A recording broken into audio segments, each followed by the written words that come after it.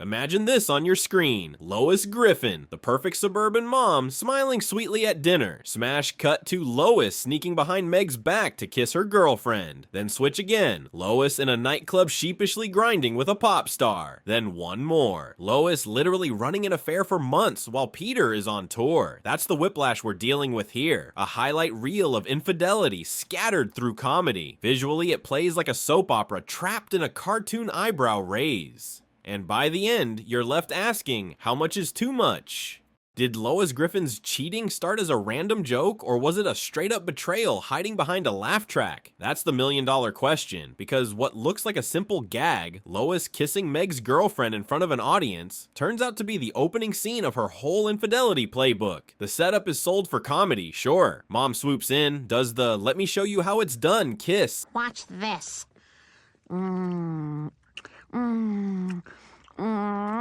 Everybody gasps, cue awkward chuckles, but peel away the laugh track and you're left with Lois crossing lines stacked like dominoes. She kisses her teenage daughter's partner for sport. She cheats on Peter while doing it. Then she shrugs it off like the emotional fallout isn't even real. Think about how that would read in the real world. Imagine a parent at their kid's school fundraiser suddenly making out with their child's date. No amount of "it was just a joke" would erase the fact that everybody witnessed a huge violation. That's what makes this moment so sticky. You can't just file it under cartoon wackiness when it breaks both family and marriage rules at once. It's like the writers picked the single most explosive mix of boundaries and dared Lois to break them in one swing. And here's the kicker. Peter never finds out about this one. The show dodges every possible repercussion by keeping him clueless, which means Lois's actions slip right into that comedy consequence void. On screen, it's funny because no one in story is mad long term. Behind the scenes, it's a clear recipe for repeat offenses. If you can let her get away with cheating and humiliate her own daughter in the same 5-second gag, then nothing's off limits next time. And trust me, the show takes that loophole and runs with it. Now you can argue intent. You can say it was meant to be silly improv, not malicious. But in comedy and in life, intent doesn't cancel impact. If anything, Lois's kiss lands harder because it was presented as entertainment, not some tragic drama moment. She wasn't drunk, she wasn't confused, she was showing off. That is the blueprint of serial cheater energy, doing something reckless, waving away the fallout, then returning to business as usual until the next opportunity comes along. This is where Family Guy's playbook reveals itself. Joke works once? Great. Do it bigger next time. Push it until the audience learns to either laugh at the chaos or stop asking moral questions altogether. It's basically the writers testing boundaries through Lois as a crash test dummy. And what do you know? It worked. Viewers talked, tabloids ran screenshots, and the episode became one of those "wow, Lois really went there" moments. Here's why it matters. This wasn't just an innocent slip in a sea of cartoon logic. It was a blueprint for Lois as a character who could and would break trust when the writers needed shock value. The fact that Chris even records the kiss on camera within the episode adds an extra layer of twisted setup. It's not just a secret, it's an archived humiliation that should have exploded but conveniently never does. That choice solidifies the strategy. Lois can dabble in betrayal without consequence. When you look back now, it plays less like a one-off gag and more like her origin story as Quahog's most casual repeat cheater. It's the kind of first offense that unlocks the bigger scandals down the road, because once you've already broken the taboo of kissing your daughter's girlfriend, where else is there to go except up the scandal ladder? Or in Lois's case, straight into the arms of someone with far more power, press coverage, and political baggage. Next up, the time she turned infidelity into a full-on national headline, starring a very unexpected guest.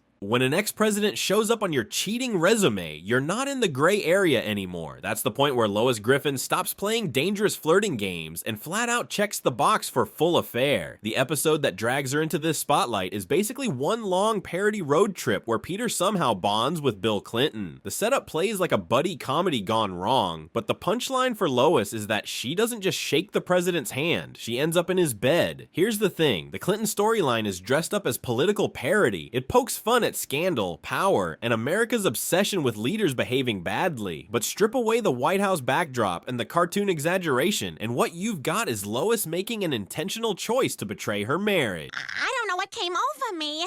Oh, God, what am I gonna do? This isn't the spur-of-the-moment dare from earlier seasons. She goes through with an encounter. There's no wiggle room. No, technically nothing happened. This time, something happened. Nothing I could say to you could possibly justify why I slept with Bill. If the kiss with Meg's girlfriend was her warm-up, sleeping with Clinton is the main event. It's the moment the writers stop dancing around the is it cheating or is it a joke question and force us to call it for what it is. You can't stage a scene in the Oval Office, build a whole parody around tabloid headlines, and then pretend Lois hasn't crossed the line. This was the escalation point, the cartoon equivalent of redecorating the Lincoln bedroom with Griffin family drama. What pushes it from bad to jaw-dropping is how shameless Lois acts in the aftermath. She isn't embarrassed. She isn't hiding. She casually ropes her mother, Babs, into the conversation by suggesting, "Do you have someone else too? You want to get me laid?" If it could be anyone in the world, who would it be? Anybody I want? Anybody. Babs. That's her response to marital destruction. Toss it around the living room like light banter. The sheer gall of that line shows Lois isn't fumbling into mistakes anymore. She's treating infidelity as an option on a menu. That's her version of coping with boredom, vanity, or power imbalance, openly with zero shame. And once again, the writers know what they're doing. By choosing Bill Clinton, the show weaponizes a scandal everybody already knows. You recognize it before Lois even steps into the room.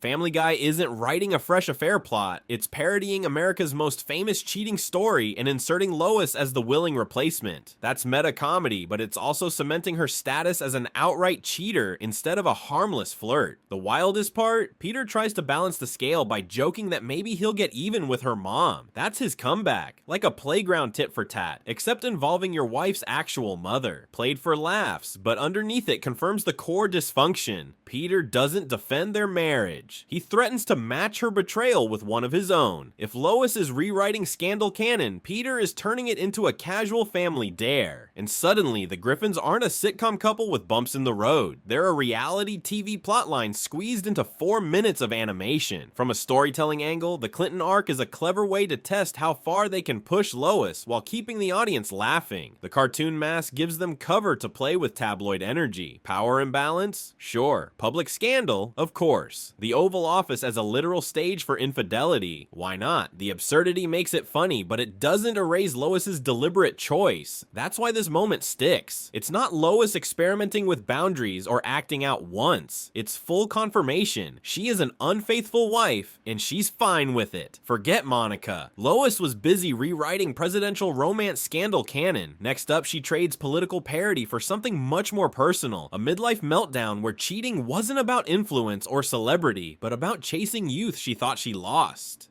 What happens when a sitcom mom decides she's not a mom anymore, but a club-hopping 20-something with an energy drink in one hand and a glow stick in the other? You get Lois comes out of her shell, and if the title sounds like a cosmic warning, that's because it is. This episode doesn't just crack Lois's shell, it smashes it into confetti on a nightclub dance floor while her family watches in horror. At first, the shift feels almost cosmetic. Lois swaps the modest sweaters for skimpy outfits, changes her hair, and dials her voice to permanently flirty. Hey, sluts. OMG, stop staring at me, please. Okay, thanks.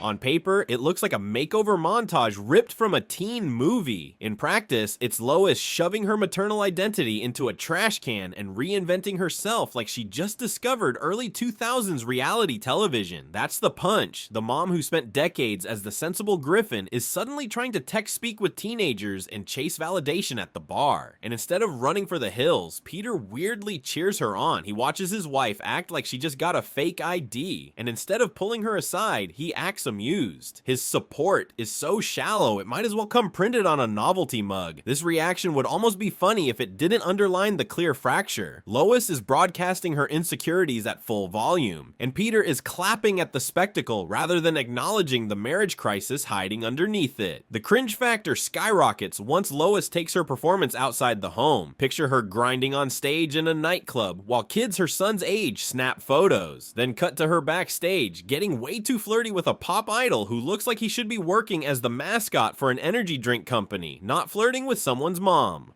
It's sitcom fodder, yes, but layered with enough secondhand embarrassment to fuel a year's worth of therapy sessions. Why push her this far? Because the fuel here isn't just comedy, it's age insecurity. Lois isn't sneaking out with Clinton this time, wrapped up in power parody. She's clutching at a younger lifestyle she knows she can't sustain, chasing a sense of worth through spotlight moments in youth culture she doesn't belong to. Energy drinks, nightclubs, celebrity crushes. This is the toolkit of someone terrified of the number on their driver's license. And unlike the presidential fling, the main target of the humor isn't tabloid scandal, it's generational cringe. The laughs come from watching a woman in her 40s try to party like a junior influencer, and the awkwardness is the joke. The problem is that from the inside of the Griffin household, that joke lands as humiliation. Her husband and kids watch her rebrand herself as an embarrassment with sequins. Cheating in this context has been reworked, not about sneaking away in private, but about publicly humiliating your spouse with teenage club antics. What makes it sting is that nearly affair vibe with the pop star. It doesn't escalate into the full scandal, but the intent is clear. Lois would absolutely trade her marriage away for a chance to feel 20 again in someone else's green room. That's emotional infidelity packaged as slapstick. Laugh track or not, the betrayal is on screen. And here's the payoff. Lois's craving for youth takes her from sneaky cheater to public spectacle. She stops hiding. She drags the whole family into the fallout whether they like it or not. Overnight, her storyline shifts from Lois covers tracks to Lois dares the neighborhood to watch. Basically, Quahog's version of a midlife crisis is your mom trying to date cover stars. It's funny when you say it, tragic when you see it, and exactly the kind of elastic writing that keeps Lois a ready-made chaos machine. From shallow nightclub antics, we head into a plotline that isn't about a random kiss or an embarrassing dance. It's about Lois running a deliberate long-term relationship while Peter's on the road. Affairs are bad. A 2-month side relationship while your husband follows his band dreams. That's not just infidelity, that's sitcom felony. And yet somehow the writers still manage to spin it like another oops, Lois gets into trouble storyline. Except here, it's not one night of reckless kissing or a single shocking cameo. This is Lois Griffin building herself a part-time romance with Larry, while Peter is nowhere around. That's not cartoon wackiness. That's commitment, just not the right kind. So let's pull back the curtain. Peter leaves home chasing rockstar fantasies with Quagmire. He's drunk on the idea of fame, long nights on stage, and loud applause. While he's gone, his absence opens a wide emotional gap at home, and Lois doesn't fill that gap with hobbies or family bonding. She fills it with another man, and not just for laughs either. The show frames it as a sustained, day-to-day partnership. Lois spends real time with Larry, giving attention and intimacy that her actual marriage is missing. It isn't a sight gag or a 5-second beat. It's weeks. You gotta get out of here. It's been a great 2 months.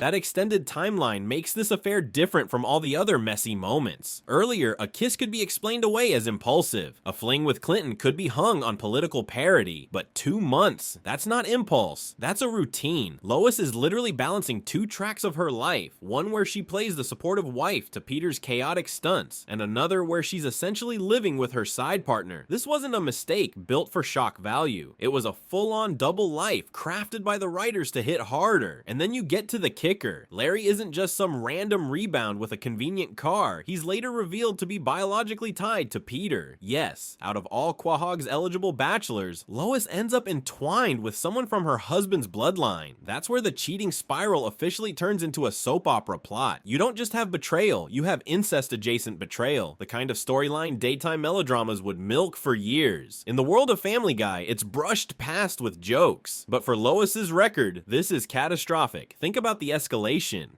First, Lois humiliates her daughter in public with a kiss. Then she jumps into a parody affair with a president. Then she rides out her midlife crisis in clubs. And now she's holding down a side relationship with her husband's biological offspring. It doesn't get messier unless you bring Maury Povich in to reveal the DNA while Peter plays the banjo in the corner. Every new scandal upgrades her track record. And by this storyline, calling her a serial cheater isn't opinion. It's a resume bullet point. And from a viewer standpoint, this is where Family Guy stops pretending that Lois's cheating is a silly gag. This wasn't about building one punchline. The writers stretched the affair arc across time to show her consciously choosing another relationship over fixing her marriage. It was practically a trial run for what the show could look like if Lois wasn't tethered to Peter at all. For a sitcom that resets every week, holding 2 months of plot continuity just to highlight Lois's infidelity says everything about how central her cheating has become. Here's the pop culture analogy. This isn't a fling played for laughs. This is Lois Griffin, starring in her own daytime soap about betrayal, family secrets, and a scandal board worthy of a detective show. At this point, you almost need strings, thumbtacks, and a corkboard to link all the connections. Lois, Larry, Peter, band tour, affair timeline. Draw circles and arrows because the plot stopped being funny and started being a continuity exercise. When your cheating storyline requires a family tree and a whiteboard to make sense, continuity has collapsed. That's not casual mischief anymore. That's a defining character trait, and Lois owns that trait with every scandal she racks up, which is exactly why her entire track record of boundary breaking needs one final verdict, and trust me, that's where we're headed next.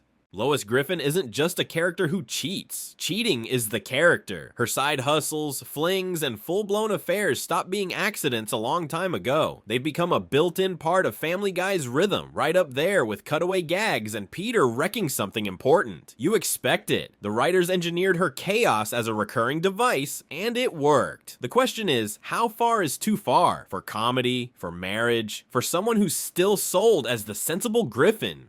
Drop it in the comments. Is Lois the show's most unbelievable cheater, or exactly what keeps Quahog's chaos alive?